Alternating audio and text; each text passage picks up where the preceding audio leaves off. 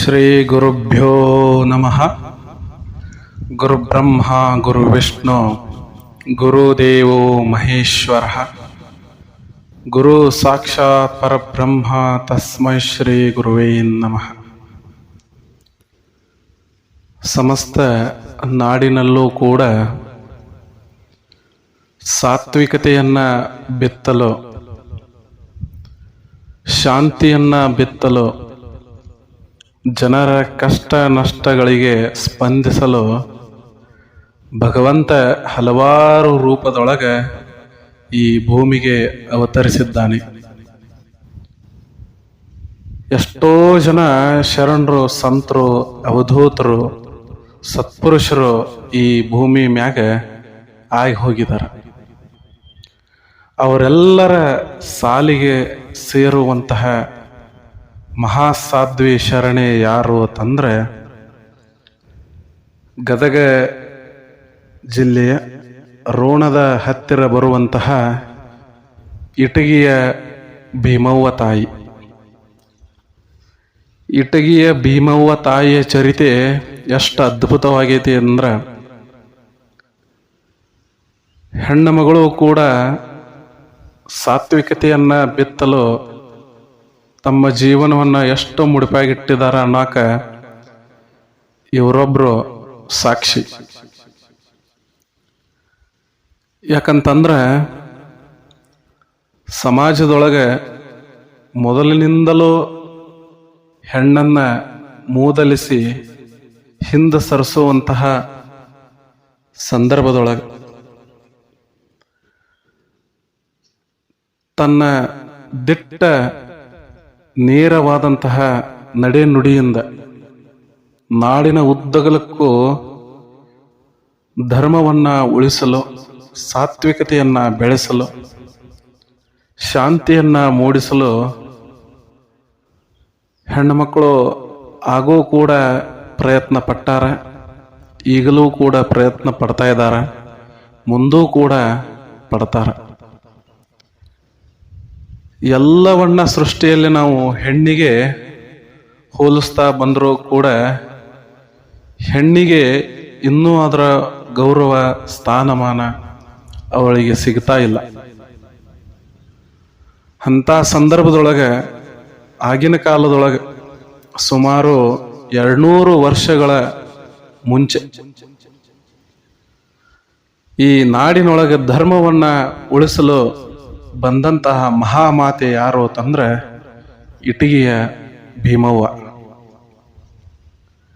ಇಟಗಿಯ ಭೀಮವ್ವ ಸೋಮಣ್ಣ ಹಾಗೂ ಹನುಮವ್ವಳ 3ನೇ ಮಗಳು. ಈ 3ನೇ ಮಗಳು ಹುಟ್ಟಿದ್ದು ಇದು ಒಂದು ಘಟನೆ. ಯಾಕಂತಂದ್ರೆ ಸೋಮಣ್ಣ ಮತ್ತು ಹನುಮವ್ವ ಬಾದಾಮಿಗೆ ಹೋಗಿ ಅಲ್ಲಿ ಬನಶಂಕರಿ ದೇವಿಯ ಆಶೀರ್ವಾದವನ್ನು ಪಡ್ಕೊಂಡು, ನಮಗೆ ನಿನ್ನಂಥ ಮಗಳು ಹುಟ್ಲಿವ ಅಂಥೇಳಿ ದೇವರಿಂದ ವರ ಪಡ್ಕೊಂಡು ಬಂದು ಆ ಬನಶಂಕರಿ ದೇವಿಯ ಆಶೀರ್ವಾದದ ಫಲವಾಗಿ ವರದಾನಿ ರೂಪದಲ್ಲಿ ಇಟಗಿಯ ಭೀಮವ್ವ ಜನಿಸ್ತಾಳ. ಇಟಗಿಯೊಳಗೆ ಭೀಮವ್ವ ಹುಟ್ಟಿದಾಗ ಅವಳ ಹೆಸರು ಭೀಮೆ ಅಂತ ಹೇಳಿ ಇಟ್ಟಿರ್ತಾರೆ. ಈ ಭೀಮವ್ವ ತಾಯಿ ಏನದಾಳಲ್ಲ, ಚಿಕ್ಕ ವಯಸ್ಸಿನೊಳಗೆ ಬಹಳ ಎಲ್ಲ ತಿಳ್ಕೊಂಡಿರುವಂಗ ನಡ್ಕೊಂತಿರ್ತಾಳೆ. ಎಲ್ಲವೂ ಅವಳಿಗೆ ಗೊತ್ತು, ಎಲ್ಲವೂ ಅವಳು ಅರಿತುಕೊಂಡಿದ್ದಾಳೆ. ಇವಳಿಗೆ ಏನು ಹೆಚ್ಚಿಂದ ಹೇಳುವ ಅವಶ್ಯಕತೆ ಇಲ್ಲ ಅನ್ನುವಂಥದ್ದು ಅದಾಗಲೇ ಬಿಂಬಿಸಿ ಬಿಟ್ಟಿದ್ದಳು ತಾಯಿ ಭೀಮವ್ವ. ಭೀಮವ್ವ ನೋಡ್ರಿ, ಊರೊಳಗ ಎಲ್ಲಾದ್ರೂ ಗದ್ಲ ಜಗಳ ಏನ್ರ ಇತ್ತಂದ್ರ ಅಂತಲ್ಲಿಯೂ ಕೂಡ ಹೋಗಿ ಅವರನ್ನ ಆ ಸರಿಯಾದ ಏನಪ್ಪಾ ಅಂದ್ರ ತೀರ್ಪು ಕೊಟ್ಟು ಅದನ್ನೆಲ್ಲ ಬಗೆಹರಿಸುವಂತ ಕೆಲಸ ಸಣ್ಣ ವಯಸ್ಸಿನೊಳಗ ಮಾಡ್ತಿದ್ರು. ಎಲ್ಲರೂ ಸಣ್ಣ ವಯಸ್ಸಿನೊಳಗೆ ಆಟ ಆಡ್ಲಿಕ್ಕೆ ಅದು ಹೋದ್ರೆ ಇವಳ ಆಟಕ್ಕಿಂತ ಹೆಚ್ಚು ಪೂಜೆ ಪುನಸ್ಕಾರದಲ್ಲಿ ಮತ್ತು ಜನರಿಗೆ ನೀತಿ ಹೇಳೋದ್ರೊಳಗೆ ತೊಡಗುತ್ತಿದ್ದಳು. ಮತ್ತು ಇವಳು ಇಂಥ ಕೆಲಸ ಮಾಡ್ತಾಳಂತ ಹೇಳಿ ತಂದೆ ತಾಯಿಗೂ ಕೂಡ ಗೊತ್ತಿತ್ತು. ಇಟಗಿ ಒಳಗೆ ಎಲ್ಲರೂ ಅಣವರು, ಏನು ಭೀಮ ಹುಟ್ಟ್ಯಾಳಪ್ಪ, ಸಣ್ಣ ವಯಸ್ಸಿನೊಳಗೆ ಎಷ್ಟು ಜ್ಞಾನ ಅದ ಆಕಿನ ಹತ್ತಿಕ್ಕೆ, ಎಷ್ಟು ಪೂಜೆ ಪುನಸ್ಕಾರಗಳನ್ನ ಮಾಡ್ತಾಳೆ, ಎಷ್ಟು ಸಾತ್ವಿಕತೆಯ ಗುಣ ಅದ ಆ ಹೆಣ್ಣು ಮಗಳೊಳಗ ಅಂಥೇಳಿ ಇಟಗಿ ಜನ ಎಲ್ಲ ಮಾತಾಡ್ತಿದ್ರು. ಆ ಇಟಗಿಯಲ್ಲಿರುವಂತಹ ದೇವರ ಪೂಜೆಯನ್ನು ಮಾಡೋಳು, ಧರ್ಮನ ಪೂಜೆಯನ್ನು ಮಾಡೋಳು, ಆ ಶಿವನಿಗೆ ಧರ್ಮ ಅಂತ ಹೇಳಿ ಕರೀತಿದ್ದಳು. ಗಾಂಧೀಜಿಯವರು ಚರಕ ಹಿಡಿಯೋದಕ್ಕಿಂತ ಮುಂಚೆನೆ ಚರಕವನ್ನ ಹಿಡಿದು ಅದನ್ನ ನೂಲನ್ನ ತೆಗೆದು ಆಗಲೇ ಏನಪ್ಪಾ ಅಂತಂದ್ರ ಖಾದಿಯ ಪರಿಚಯವನ್ನ ಮಾಡಿಕೊಟ್ಟವಳು ಇಟಗಿಯ ಭೀಮಾಂಬಿಕೆ ತಾಯಿ. ಈ ಪೂಜೆ ಪುನಸ್ಕಾರದೊಳಗೆ ಎಷ್ಟು ತೊಡಗುತ್ತಿದ್ದಳು ಅಂದ್ರೆ, ಊಟಕ್ಕೆ ಕರೆಯವರು, ಅವ್ವ ಅಪ್ಪ ಭೀಮೆ ಬಾ, ಮತ್ತು ಊಟ ಟೈಮ್ ಆಗೈತಿ, ಊಟ ಮಾಡ ಬಾ ಅಂದ್ರ, ಅಪ್ಪ ಸ್ವಲ್ಪ ತಡಿ, ನಾನು ಧರ್ಮನ ಪೂಜೆ ಮಾಡ್ಲಿಕ್ಕತ್ತೀನಿ, ಧರ್ಮನ ಪೂಜೆ ಮುಗಿದ ನಂತರ ನಾನು ಊಟಕ್ಕೆ ಬರ್ತೀನಿ, ನಾ ಎಲ್ಲಿ ಹೋಗ್ತೀನಿ ಅಂತ ಹೇಳಿ ಅಂತಿದ್ದು. ಧರ್ಮನ ಜೋಡಿ ವಾರ್ತಾಲಾಪ ಮಾಡ್ತಿದ್ಳು, ಚರ್ಚೆ ಮಾಡ್ತಿದ್ಳು, ತನ್ನದನ್ನ ಏನು ಹೇಳೋದೈತಲ್ಲ ಎಲ್ಲ ಧರ್ಮನ ಮುಂದೆ ಒಪ್ಪಿಸ್ತಿದ್ಳು. ಪರಮಾತ್ಮನೂ ಕೂಡ ಇವಳ ಜೊತೆ ವಾರ್ತಾಲಾಪ ಮಾಡ್ತಿದ್ದ. ಎಂತಹ ಅದ್ಭುತ ಆತ್ಮ ನೋಡ್ರಿ ಅದು. ಪರಮಾತ್ಮನ ಜೊತೆ ವಾರ್ತಾಲಾಪ ಮಾಡೋದಂದ್ರ ಸುಮ್ಮನೆ ಅದ ಅನ್ನೋದು, ಎಂತಹ ಅದ್ಭುತ ಆತ್ಮ. ಈಗ ಬೆಳಿತಾ ಬೆಳಿತಾ ಭೀಮವ್ವ ಏನ್ ಮಾಡ್ಬಿಟ್ಲು, ವಯಸ್ಸಿಗೆ ಬಂದಳು, ಪ್ರಾಯಕ್ಕೆ ಬಂದಳು. ಪ್ರಾಯಕ್ಕೆ ಬಂದ್ರ ಮನೆಯವರ ಒತ್ತಾಯ ನೋಡ್ರಿ, ಇನ್ನ ಭೀಮವ್ವಗ ಮದುವೆ ಮಾಡಬೇಕು. ಮದುವೆ ಅನ್ನೋದು ಬ್ಯಾಡಪ್ಪ, ನನಗ ಸಂಸಾರದ ಇಚ್ಛೆ ಇಲ್ಲ ಅಂತ ಹೇಳಿ ಅನ್ನವಳು ಭೀಮವ್ವ. ಆದ್ರೆ ಕೇಳಬೇಕಲ್ಲ, ಸಮಾಜ ಕೇಳಬೇಕಲ್ಲ, ತಂದೆ ತಾಯಿಗಳ ಕೇಳಬೇಕಲ್ಲ. ಇಲ್ವಾ, ಇದೊಂದು ನಮ್ದು ಆಸೆ ತೀರಿಸಿಬಿಡು ಅಂತಂದಾಗ ಆಯ್ತು, ಧರ್ಮನ ಕೇಳ್ತನು, ಧರ್ಮ ಹೆಂಗಂತಾನ ಹಂಗ ಮಾಡ್ತಾನಂದಳ. ಧರ್ಮ ಅಂದ್ರ ಪರಮಾತ್ಮ. ಇಲ್ಲಿ ಆ ಶಿವನ ಜೊತೆ ಚರ್ಚೆ ಮಾಡಿದಳು, ಧರ್ಮನ ಜೊತೆ ಚರ್ಚೆ ಮಾಡಿದಳು, ಧರ್ಮನ ಒಪ್ಪಿಗೆ ಆಯಿತು. ಜನ್ಮ ಜನ್ಮಾಂತರದಲ್ಲಿ ಬಂದಂತಹ ಕರ್ಮ ಫಲಗಳನ್ನ ಅನುಭವಿಸ್ಬೇಕಾಗ್ತಿತ್ತವ, ಮತ್ತ ಇದನ್ನ ನೀನು ಅನುಭವಿಸಲೇಬೇಕು ಅಂತಂದಾಗ ಆಯ್ತು ಅಂತ ಹೇಳಿ ಸೋದರ ಮಾವನ ಮಗನ ಮದ್ವಿ ಮಾಡ್ಕೊತಾಳ.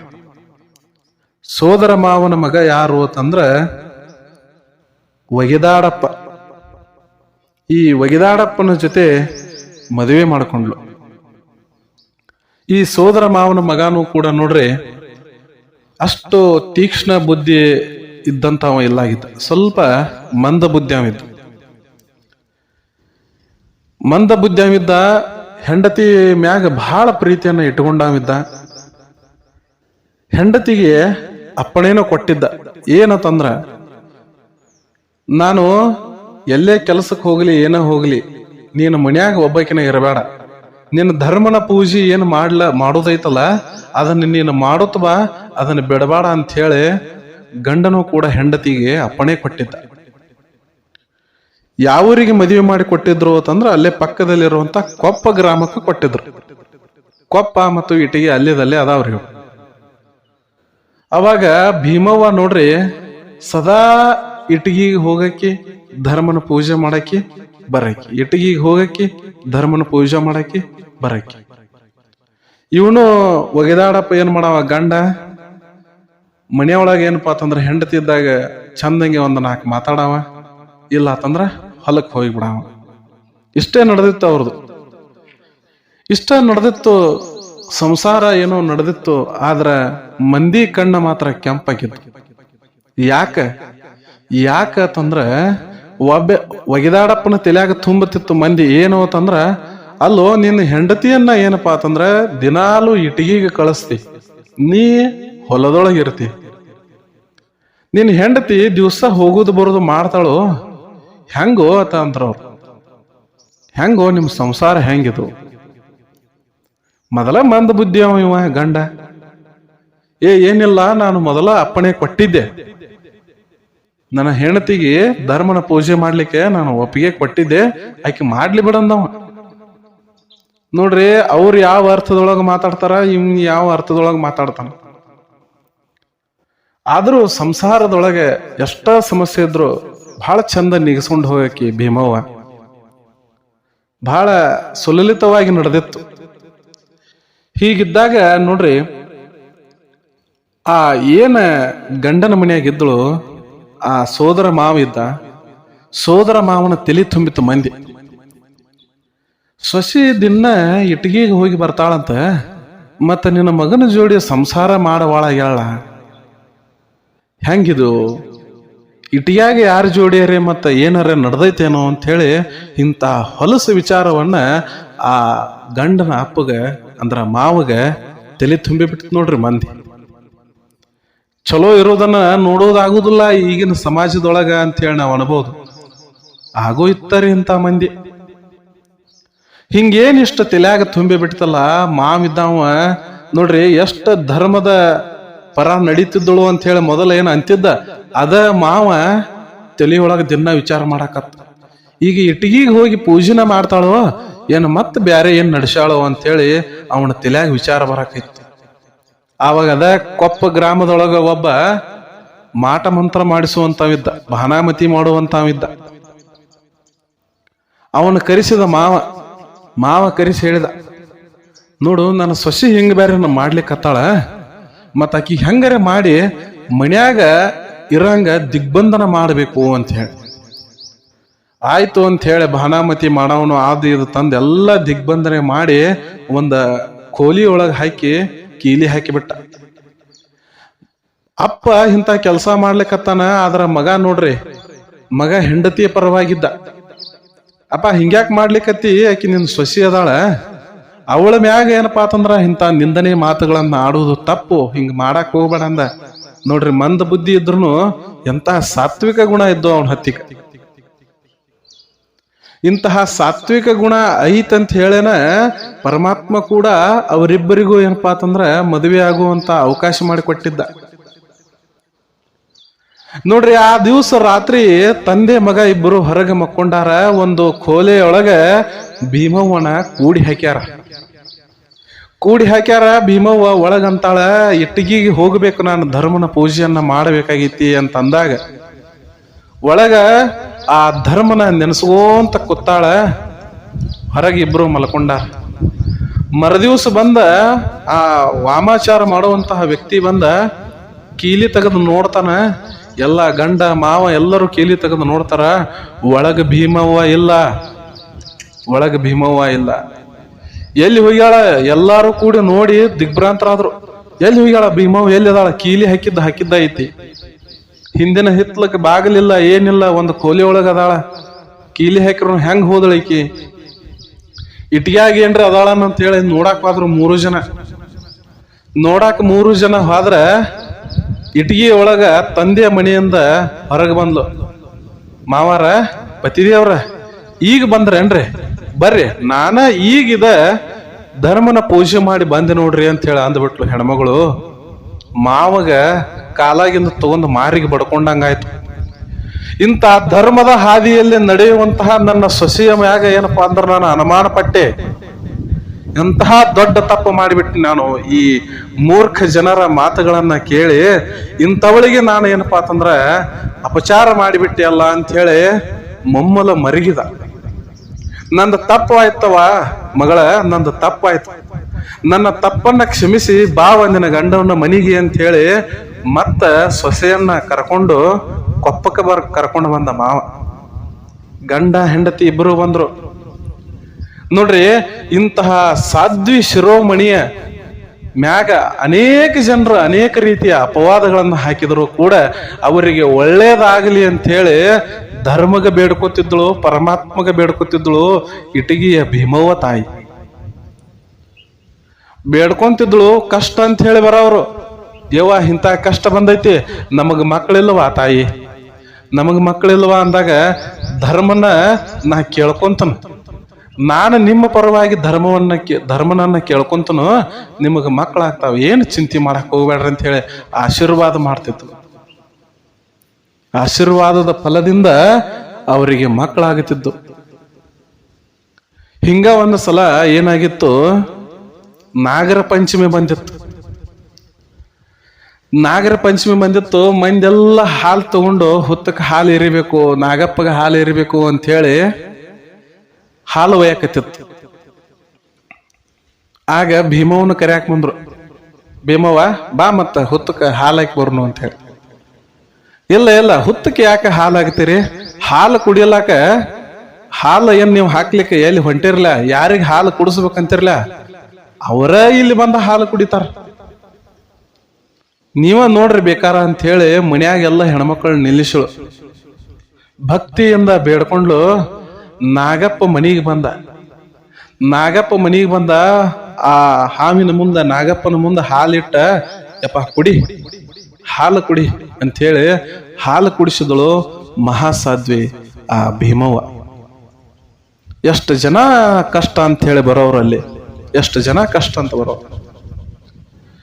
ಇನ್ನೂ ಆದ್ರೂ ಆ ಕಷ್ಟವನ್ನ ಬಗೆಹರಿಸಲಾಕ ಮಹಾಮಾತೆ ತಾಯಿ ಇನ್ನೂ ಜಾಗೃತ ರೂಪದೊಳಗ ಇಟಿಗೆ ಒಳಗ ನೆಲೆ ನಿಂತಾಳ. ಅಂತಹ ಜಾಗೃತ ತಾಯಿ ಭೀಮವ್ವ ತಾಯಿ.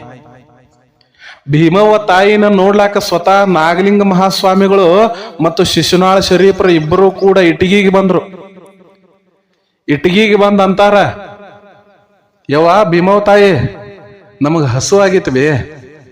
ನಾಗಲಿಂಗ ಮಹಾಸ್ವಾಮಿಗಳು ನೋಡ್ರಿ, ಮೊದಲ ಅವರು ಬಹಳ ತೀಕ್ಷ್ಣ ಸ್ವಭಾವದವ್ರು, ವಿರಾಟ್ ರೂಪ ಅವ್ರು. ಯವ್ವ ಭೀಮವ್ವ ತಾಯಿ ನಮಗ ಹಸು ಆಗೈತಿ, ಊಟಕ್ಕೆ ಬಡಸ ನಮಗಂದ ಬಿಟ್ರು. ಆ ಕೊಪ್ಪದೊಳಗ ತಾಯಿ, ಅಲ್ಲೇ ನೋಡ್ರಿ ಇಟಗಿ ಮಗಲ ಕೊಪ್ಪದೊಳಗ ಭೀಮಾಂಬಿಕೆ ತಾಯಿ ಇದ್ದಳು. ಬಾಯಪ್ಪ, ನಿಮ್ಮಂತ ಶರಣರಿಗೆ ಊಟ ಮುಡಿಸೋದು ನನಗ ಇದು ಹಬ್ಬ ಇದ್ದಂಗ, ಬಾ ನಿಮಗ್ ಊಟಕ್ಕೆ ಮಾಡ್ತಾನ ಅಂತ ಹೇಳಿ ಆ ಶಿಶುನಾಳ ಶರೀಫರನ್ನ ಮತ್ತ ನವಲಗುಂದದ ನಾಗಲಿಂಗ ಮಹಾಸ್ವಾಮಿಗಳನ್ನ ಕರೆದು ಊಟಕ್ಕೆ ಬಡಿಸ್ಲಕತ್ತಾಳ. ಆದ್ರ ಅವರಿಬ್ಬರ ವಿಚಾರ ಏನಾಗಿತ್ತು ನೋಡ್ರಿ, ಯವ್ವ ನಮಗ ಅಷ್ಟ ಊಟಕ್ಕೆ ಹಾಕ್ತೀಯ ನೀನು? ಎಲ್ಲಾ ಜನರಿಗೆ ಊಟಕ್ಕೆ ಹಾಕುವಂಗ ಆಗ್ಬೇಕು ನೀನು, ಎಲ್ಲ ಜನರಿಗೆ ನಿನ್ನಿಂದ ಊಟ ಹೋಗ್ಬೇಕು, ಪ್ರಸಾದ ಆಗ್ಬೇಕು ಅಂತ ನಮ್ ಇಚ್ಛೆ ಆಯ್ತವ ಅಂತ ಹೇಳಿ ಅಂದಾಗ, ಆ ಇಚ್ಛೆಯನ್ನ ಆ ಇಟಗಿ ಭೀಮವ್ವ ತಾಯಿ ಅರ್ಥಕೊಂಡ್ಲು. ಯಾಕೆ ಹಿಂಗಂದ್ರು ಅಂತ ಹೇಳಿ ಅವಾಗ ಅವಳಿಗೆ ಗೊತ್ತಾಯ್ತು, ಇವ್ರು ಏನ್ ಅನ್ಲಿಕ್ಕತ್ತಾರ ಅಂತಂದ್ರ ನಿತ್ಯ ದಾಸೋಹಕ್ಕ ಏನಪ್ಪಾ ಅಂತಂದ್ರ ಅಣಿಯಾಗು ಅಂತ ಹೇಳಿ ನನಗ ಆಜ್ಞೆ ಮಾಡ್ಲಿಕ್ಕತ್ತಾರ ಶರಣರು ಅಂತ ಹೇಳಿ ತಿಳ್ಕೊಂಡು, ಮರುದಿನನ ಅಲ್ಲಿ ದಾಸೋಹಕ್ಕೆ ವ್ಯವಸ್ಥೆ ಆಯ್ತು. ಇಟಗಿ ಒಳಗ ದಾಸೋಹಕ್ಕೆ ವ್ಯವಸ್ಥೆ ಆಯ್ತು, ಕೊಪ್ಪದೊಳಗ ವ್ಯವಸ್ಥೆ ಆಯ್ತು. ಅವಾಗ ಭೀಮಾಂಬಿಕೆ ತಾಯಿ ಅಂತಾಳ, ನನ್ನನ್ನ ಕೊಪ್ಪದವರು ಒಳಗಿಟ್ಟು ಅಂದ್ರ ಒಳಗಿನವ್ರಿಗೆ ಆಗತೀನಿ, ಕೊಪ್ಪದಿಂದ ಹೊರಗಿಟ್ರ ಹೊರಗಿನವ್ರಿಗೆ ಆಗತೀನಿ, ಅವ್ರ ಎಲ್ಲಿ ನನ್ನ ಇಡ್ತಾರ ಅವ್ರಿಗೆ ಆಗತೀನಿ ಅಂತ ಹೇಳಿ ಆ ಭೀಮವ್ವ ತಾಯಿ ಅಂದಳು. ನೋಡ್ರಿ, ಇಟಗಿ ಅವರು ಏನಪ್ಪಾ ಅಂತಂದ್ರ ಭೀಮವ್ವ ತಾಯಿಯನ್ನ ನೆನೆಸ್ತಿದ್ರು, ಕೊಪ್ಪದವರು ನೆನೆಸ್ತಿದ್ರು. ಕೊಪ್ಪದವ್ರು ಏನ್ ಮಾಡ್ರು, ಇಟಗಿಗೂ ಬೇಡ ಕೊಪ್ಪಕ್ಕೂ ಬೇಡ, ನೀನ್ ನಡಬರಕಿರು ಅಂತ ಹೇಳಿ ಹೊರಗಿನವ್ರಿಗೆ ಆಗ್ಲಿ ಒಳಗಿನವ್ರಿಗೆ ಆಗ್ಲಿ ಅಂತ ಹೇಳಿ ಇಟಗಿಯ ಭೀಮವ್ವನ ಏನಪ್ಪಾ ಅಂತಂದ್ರ ಅಲ್ಲಿ ದೇವಸ್ಥಾನ ಮಾಡ್ರು, ಮಠ ಕಟ್ಕೊಂಡ್ರು. ಎಷ್ಟು ಮಹಾಸಾಧ್ವಿ ದುಡಿತಿದ್ದಳು ಅಂತಂದ್ರ ಚರಕವನ್ನ ಎಲ್ಲ ತಿರುಗಿಸಿ ನೂಲು ತೆಗಿತಿದ್ದಳು. ನೂಲು ತೆಗೆದು ಸ್ವತಃ ಬಟ್ಟೆಗಳನ್ನ ನೇಯ್ತಿದ್ದಳು. ಇನ್ನ ಗಾಂಧೀಜಿಯವರು ಚರಕವನ್ನ ಪರಿಚಯ ಮಾಡೋಕ್ಕಿಂತ ಮೊದಲ ಚರಕದ ಮಹತ್ವ ಗಾಂಧೀಜಿಯಿಂದ ಇಡೀ ದೇಶದುದ್ದಕ್ಕೂ ಹಬ್ಬಿತ್ತು. ಆದ್ರ ಅದಕ್ಕಿಂತ ಮುಂಚೆ ಭೀಮವ್ವ ತಾಯಿ ನಾಡಿನಾದ್ಯಂತ ಆ ಚರಕದ ಮಹತ್ವವನ್ನ, ಖಾದಿಯ ಮಹತ್ವವನ್ನ, ಆ ಕಾಯಕದ ಮಹತ್ವವನ್ನ ತಿಳಿಸಿಕೊಟ್ಟಿದ್ರು. ಬಸವಣ್ಣನವ್ರು ಹೇಳಿದ್ರು, ಕಾಯಕವೇ ಕೈಲಾಸ ಅಂತ ಹೇಳಿ. ಕಾಯಕ ರೂಪದೊಳಗ ನೂಲು ತೆಗೆದ ಬಟ್ಟೆಯನ್ನ ನೇಯುವಂತಹ ಕಾರ್ಯ ಭೀಮವ್ವ ತಾಯಿಯಿಂದ ಅದಾಗಲಿ ಎಂದೋ ನಡೆದು ಬಿಟ್ಟಿತ್ತು. ಇಂತಹ ಭೀಮವ್ವ ತಾಯಿ ನೋಡ್ರಿ, ಬಂದಂತಹ ಕಷ್ಟಗಳನ್ನ ಯಾರು ಹೇಳ್ಕೊಂತ ಬರ್ತಾರಲ್ಲ ಅವರಿಗೆ ಕಷ್ಟಕ್ಕೆ ಸ್ವತಃ ತಾನ ಮಿಡಿತಿದ್ದಳು. ಭೀಮವ್ವ ತಾಯಿಗೆ ಮಗ ಇದ್ದ ಕಾಳಿಂಗಪ್ಪ ಅಂತ ಹೇಳಿ. ಕಾಳಿಂಗಪ್ಪ ಅಜ್ಜ ಮುಂದೆ ನೋಡ್ರಿ, ಅವನು ಮಹಾಶರಣ ಆಗಿ ಏನಪ್ಪಾ ಅಂತಂದ್ರ ಜನರ ಕಷ್ಟ ನಷ್ಟಗಳಿಗೆ ಎಷ್ಟು ರೀತಿ ಸ್ಪಂದಿಸಿ ಪವಾಡಗಳನ್ನ ಮಾಡ್ಯಾರ ಅನ್ನೋದನ್ನ ನಾನು ಮುಂದಿನ ವಿಡಿಯೋಗಳಲ್ಲಿ ಅವರ ಇತಿಹಾಸವನ್ನು ಕೂಡ ಹೇಳ್ತೀನಿ. ಅದಕ್ಕಿಂತ ಮುಂಚೆ ನೋಡ್ರಿ, ಈ ಭೀಮವ್ವ ತಾಯಿ ಏನು ಜನರ ಕಷ್ಟಗಳನ್ನ ಬಗೆಹರಿಸ್ತಿದ್ದಳಂತ ನಾನು ಹೇಳಿದ್ನಲ್ಲ, ಹಿಂಗ ಕೊಪ್ಪ ಮತ್ತು ಇಟಗಿ ಒಳಗ ಬಹಳಷ್ಟು ಹೆಸರಾಯ್ತು. ಎಷ್ಟು ಜನ ದೂರಿಂದ ಬಂಡಿಗಳನ್ನ ಕಟ್ಕೊಂಡು ಬಂದು ವಾರಗಟ್ಲೆ ತಿಂಗಳಗಟ್ಲೆ ಬಂದ ಭೀಮವ್ವ ತಾಯಿಯ ದರ್ಶನವನ್ನ ಪಡಿತಿದ್ರು. ಸ್ವತಃ ಬಾದಾಮಿ ಬನಶಂಕರಿ ದೇವಿಯೇ ಇವಳು ಅಂತೇಳಿ ಅವಳ ಪಾದ ಕಮಲಗಳ ಮ್ಯಾಗ ಎರಗುತ್ತಿತ್ತು. ಇಟಗಿಯ ಭೀಮವ್ವ ತಾಯಿಯನ್ನ ನೋಡುವುದು ಒಂದ, ಬಾದಾಮಿಯ ಬನಶಂಕರಿ ದೇವಿಯನ್ನ ನೋಡುವುದು ಒಂದೇ. ಅಷ್ಟು ಸಾಧ್ವಿ ಭೀಮವ್ವ ತಾಯಿ. ನೋಡ್ರಿ, ಗಂಡಗ ಒಂದು ದಿವಸ ಹೇಳು, ಏನ್ರಿ ಇವತ್ತ ಹೊರಗೆ ಹೋಗಬ್ಯಾಡ್ರಿ, ನನಗೆ ಯಾಕೋ ಒಂದ್ ಸ್ವಲ್ಪ ಅನುಮಾನ ಬರ್ಲಿಕ್ಕತ್ತದ, ಅನುಮಾನ ಬರಾಕತ್ತೈತಿ, ನಿಮ್ಗೆ ಏನಾದರೂ ತೊಂದರೆ ಆಗತೈತಿ ಅನ್ನುವಂತಹ ಅನುಮಾನ ಬರತೈತಿ, ನೀವು ಹೊರಗೆ ಹೋಗಬ್ಯಾಡ್ರಿ ಅಂದ್ರು. ನನಗೇನಾಗ್ತೈತಿ ಹುಚ್ಚಿ, ನಿನ್ನಂತಹ ಮಹಾಸಾಧ್ವಿಯ ಗಂಡ ನಾ ಇರುವಾಗ ನನಗೇನಾಗ್ತೈತಿ ಅಂತ ಹೇಳಿ ಹೊರಗೆ ಹೋದ ಗಂಡ ಆ ಜ್ವಾಳದ ದಂಟನ್ನ ಕತ್ತರಿಸೋ ಟೈಮ್ದಾಗ ದಂಟದ ಒಳಗಿಂದ ಬಂದಂತ ಹಾವು ಅವನಿಗೆ ಕಚ್ಚ ಅಲ್ಲೇ ಸ್ಥಳದೊಳಗ ಪ್ರಾಣ ಪಕ್ಷಿ ಹಾರಿ ಹೋಯ್ತು. ಪ್ರಾಣ ಪಕ್ಷಿ ಹಾರಿ ಹೋಗಿತ್ತು. ಮನಿಗೆ ಹೆಣ ತಗೊಂಡ್ ಬಂದ್ರು. ಮನಿಗೆ ಹೆಣ ತಗೊಂಡ್ ಬಂದಾಗ ಭೀಮವ್ವ ತಾಯಿ ನೋಡ್ಲು, ಜೋರಂಗೆ ನಗಲಾಕತ್ತು. ಯಾಕೆ ಏನಾತಂದ ತೊಡೆ ಮಂದಿ ಏನ್ ಗಂಡ ಸತ್ತದಕ್ಕೆ ಹುಚ್ಚದು ಹಿಡಿತೋ ಏನೋ ಅಂತೇಳಿ ಹಿಂಗಂದ್ರು. ಆದ್ರೆ ಗಂಡ ಏನ್ ಹೇಳೋಗಿದ್ದ, ಮಂದ ಬುದ್ಧಿ ಅವ ಗಂಡ ಇದ್ರು ಕೂಡ ಹೆಂಡತಿ ಮ್ಯಾಗ ಅಪಾರ ಪ್ರೀತಿಯನ್ನ ಇಟ್ಟಿದ್ದ. ನನಗೆ ಏನಾದ್ರೂ ನಿನ್ನ ಕಣ್ಣಾಗ ನೀರ್ ಬರಬಾರ್ದು, ನೀನು ಯಾವಾಗಲೂ ಸಂತೋಷದಿಂದ ಇರಬೇಕು ಅಂತ ಹೇಳಿ ನನಗೆ ಅಪ್ಪಣೆ ಮಾಡೋ, ನನಗ ವಚನ ಕೊಡು ಅಂತ ಹೇಳೋಗಿದ್ದ. ನೋಡ್ರಿ, ಎಂತಹ ಸತಿಪತಿಗಳೊಂದಾದ ಭಕ್ತಿ ಹಿತವಿರ್ಪುದು ಶಿವನಿಂಗೆ, ಹಿತವಿರ್ಪುದು ಶಿವನಿಂಗೆ. ಹಿಂಗ ಪ್ರಮಾಣವನ್ನ ತಗೊಂಡು ಹೋಗಿದ್ದ. ಅದರ ಸತ್ತಾನ ಗಂಡನ ಹೆಣ ಮುಂದೆ ಬಂದೈತಿ. ಕಣ್ಣೊಳಗ ನೀರು ಬರ್ತಾ ಇಲ್ಲ, ಜೋರ ಹಿಂಗೆ ನಗಲಿಕತ್ತಾಳ. ಮಾರ್ಮಿಕ ಉತ್ತರಗಳನ್ನ ಕೊಟ್ಟಳು. ಈ ದೇಹ ಶಾಶ್ವತವಲ್ಲ, ಆತ್ಮ ಒಂದೇ ಶಾಶ್ವತ. ಹುಟ್ಟು ಸಾವುಗಳು ದೇಹಕ್ಕದ, ಆದ್ರ ಆತ್ಮಕ್ಕಿಲ್ಲ. ಬಟ್ಟೆಗಳನ್ನ ಹೇಗೆ ಬದಲಾಯಿಸ್ಕೊಂತ ಹೋಗ್ತೀವಲ್ಲ, ಹಂಗ ಶರೀರವನ್ನ ಬದಲಾಯಿಸಬೇಕು. ಇದಕ್ಕೆ ದುಃಖ ಯಾಕೆ ಪಡ್ತೀರಿ? ಹಳೆ ಬಟ್ಟೆಯನ್ನ ಬಿಟ್ಟು ಹೊಸ ಬಟ್ಟೆಯನ್ನ ತೊಡಲಿಕ್ಕೆ ಆತ್ಮ ಹೋಗ್ಲಿಕ್ಕತ್ತದ. ಇದಕ್ಕೆ ಸಂತೋಷ ಪಡಬೇಕು ಅಂದ್ರವ್ರು, ಸಂತೋಷ ಪಡಬೇಕು.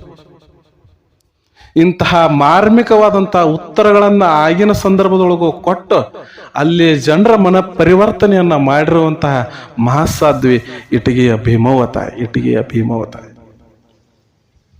ಅದಾದ ನಂತರ ಸಂಪೂರ್ಣ ವೈರಾಗ್ಯವನ್ನ ತಾಳಿ ಎಲ್ಲ ರೀತಿಯ ಆ ಬಂಧನವನ್ನ ಕಳಿಸಿಕೊಂಡು ಧರ್ಮನ ಪೂಜೆಯಲ್ಲಿ ನಿರಂತರವಾಗಿ ಕಾರ್ಯಗಳನ್ನ ಮಾಡುತ್ತಾ ಮಗನಿಗೆ ಆಶೀರ್ವಾದ ಮಾಡ್ಲಿಕ್ಕತ್ತಳು. ನನ್ನ ಕೆಲಸ ಮುಂದ ನೀನು ಮಾಡಬೇಕು,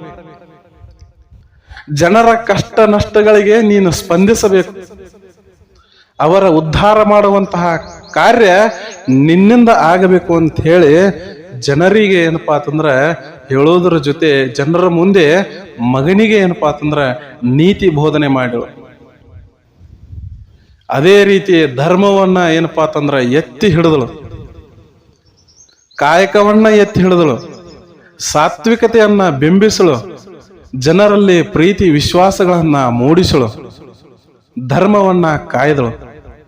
ಅಂತಹ ಧರ್ಮವನ್ನ ಕಾಯ್ದು ಒಂದು ದಿವಸ ಇಹಲೋಕವನ್ನ ತ್ಯಜಿಸಬೇಕು ಅಂತ ಹೇಳಿ ವಿಚಾರ ಅವಳಿಗೆ ತಲೆಯೊಳಗೆ ಬಂದಿತ್ತು.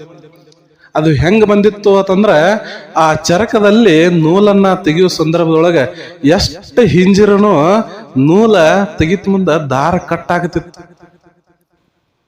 ನೋಡ್ರಿ, ಹತ್ತಿ ಹಿಂಜುವುದಂತಾರ ಅದಕ್ಕೆ. ಹಿಂಜಿ ನೂಲನ್ನ ಎಳೆಯನ್ನ ತೆಗೆಯುವ ಸಂದರ್ಭದೊಳಗ ಪ್ರತಿ ಸರ್ತಿ ನೂಲು ಕಟ್ಟಾಗತಿತ್ತು. ಎಷ್ಟು ಸರ ಜೋಡಿಸಿ ಮುಂದ ಚರಕ ತಿರುಚರು ಕೂಡ ಸ್ವಲ್ಪ ಮುಂದೆ ಹೋಗಿ ಮತ್ತೆ ದಾರ ಕಟ್ಟಾಗ್ತ. ಅಷ್ಟೊತ್ತಿಗಾಗಲೇ ಅವಳಿಗೆ ಗೊತ್ತಾಗಿತ್ತು, ಈ ಜೀವನದ ಈಗಿನ ಏನ ದೇಹ ಐತಿ ಇದನ್ನು ನಾನು ತ್ಯಜಿಸುವಂತಹ ಕಾಲ ಬಂತು ಅಂತ ಹೇಳಿ. ತ್ಯಜಿಸುವಂತಹ ಕಾಲ ಬಂದಾಗ 3 ದಿನದ ಅಪ್ಪಣೆಯನ್ನ ಪಡ್ಕೊಂಡು 3 ದಿನದ ಅಪ್ಪಣೆಯನ್ನ ಪಡ್ಕೊಂಡು ಧರ್ಮನ ಹತ್ರ ಕೇಳ್ತಾಳ. 3 ದಿನದ ಅಪ್ಪಣೆ ಯಾಕೆ ಸಿಕ್ತು ಅಂದ್ರ ಧರ್ಮಗೆ ಬೇಡ್ಕೊಂಡಿದ್ಳು. ನನಗ ನೂಲ್ ಹರಿಲಿಕ್ಕತ್ತದ ಎಷ್ಟ್ರ ಮ್ಯಾಗ ಗೊತ್ತಾಗೈತಿ, ನಾನು ನಿನ್ನ ಪಾದವನ್ನ ಸೇರ್ತೇನೆ ಅಂತಂದಾಗ 3 ದಿವಸ ತಡಿ, 3 ದಿವಸ ತಡಿ, ನಿನ್ನಿಂದ ಒಂದು ಕೆಲಸ ಆಗಬೇಕಾಗೈತಿ, ಆ ಕೆಲಸ ಮುಗಿಸ್ಕೊಂಡ ಬಾ, ಒಬ್ಬರ ಮನಿಗೆ ಹೋಗು, ಅಲ್ಲಿ ಗಂಡು ಮಗುವಿಗೆ ಜನನಾಗೈತಿ, ಆ ನಾಮಕರಣ ಶಾಸ್ತ್ರದಲ್ಲಿ ನೀನು ತೊಡಗಬೇಕಾಗೈತಿ, ಅದೊಂದು ಕೆಲಸ ನೀನು ಮುಗಿಸು, ಆಮೇಲೆ ನನ್ನನ್ನ ನೀನು ಸೇರುವಂತೆ ಅಂತ ಹೇಳಿ ಧರ್ಮ ಅಪ್ಪಣೆ ಮಾಡಿದ.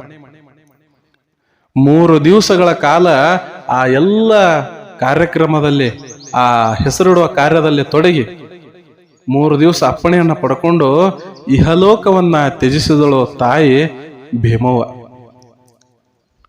ಇಟಗಿ ಒಳಗ ಎಂತಹ ದೊಡ್ಡ ಮಠ, ಇಟಗಿ ಒಳಗ ಎಂತಹ ದೊಡ್ಡ ಮಠ. ಕೊಪ್ಪದೊಳಗೂ ಕೂಡ ಒಂದು ಸಣ್ಣ ಮಠ ಇದೆ.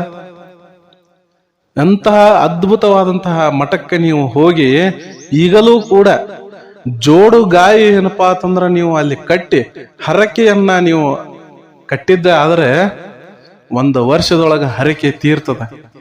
ಆ ಜೋಡುಗಾಯಿಯನ್ನ ಬಿಚ್ಚಿಕೊಂಡು ಹೋಗ್ತಾರೆ ಜನ. ಈಗಲೂ ಕೂಡ ಜೋಡುಗಾಯಿಯನ್ನ ಏನಪ್ಪಾ ಅಂದ್ರೆ ಹರಕೆ ಕಟ್ಟುವಂತಹ ಪ್ರತೀತಿ ಆ ಭೀಮಾಂಬಿಕೆಯ ಮಠದೊಳಗದ, ಇಟಗಿಯ ಭೀಮಾಂಬಿಕೆಯ ಮಠದೊಳಗ. ಭಕ್ತರ ಎಷ್ಟೇ ಕಷ್ಟಗಳನ್ನು ಹೇಳ್ಕೊಂತ ಬರಲಿ, ಜೋಡಕಾಯಿ ಕಟ್ಟಿರುವತಂದ್ರ 1 ವರ್ಷದೊಳಗಾಗಿ ಅವರ ಇಚ್ಛಾ ಪೂರ್ಣ ಆಗ್ತದ. ಇಚ್ಛೆಯನ್ನ ಪೂರ್ಣ ಮಾಡ್ಲಿಕ್ಕೆ ತಾಯಿ ಮಹಾಸಾಧ್ವಿ ಬನಶಂಕರಿಯ ರೂಪದೊಳಗ ಇನ್ನೂ ಕೂಡ ಜಾಗೃತ ರೂಪದಲ್ಲಿ ಅಲ್ಲೇ ನೆಲೆಸ್ಯಾಳ. ಯಾರಿಗೆ ಏನೇ ಸಮಸ್ಯೆ ಇದ್ರು ನೀವು 1 ಸಲ ಆ ಭೀಮವ್ವ ತಾಯಿನ ನೆನೀರಿ, ಅಲ್ಲಿ ನೀವು ಹರಕೆ ಕಟ್ಕೋರಿ, ನಿಮ್ಮ ಇಷ್ಟಾರ್ಥಗಳೆಲ್ಲವೂ ಸಿದ್ಧಿ ಆಗ್ತದೆ. ಅವೆಲ್ಲವೂ ಸಿದ್ಧಿ ಆಗಲಿ ಅಂತ ಹೇಳಿ ನಾನು ಈ ಸಂದರ್ಭದೊಳಗ ಆಶಿಸ್ತಾ, ಮುಂದಿನ ಭಾಗದೊಳಗ ಈ ಇಟಗಿಯ ಭೀಮಾಂಬಿಕೆಯ ಮಗನಾದಂತಹ ಆ ಶರಣರ ಬಗ್ಗೆ, ಆ ಮಹಾಪುರುಷನ ಬಗ್ಗೆ ಅವರ ಚರಿತೆಯನ್ನ ನಾನು ಮುಂದುವರಿಸ್ತಾ ಹೋಗ್ತೇನೆ. ಅಲ್ಲಿಯವರೆಗೂ ಸರ್ವೇ ಜನ ಸುಖಿನೋ ಭವಂತು, ಸಕಲ ಸನ್ಮಂಗಳಾನಿ ಭವಂತು. ನಮಸ್ಕಾರ.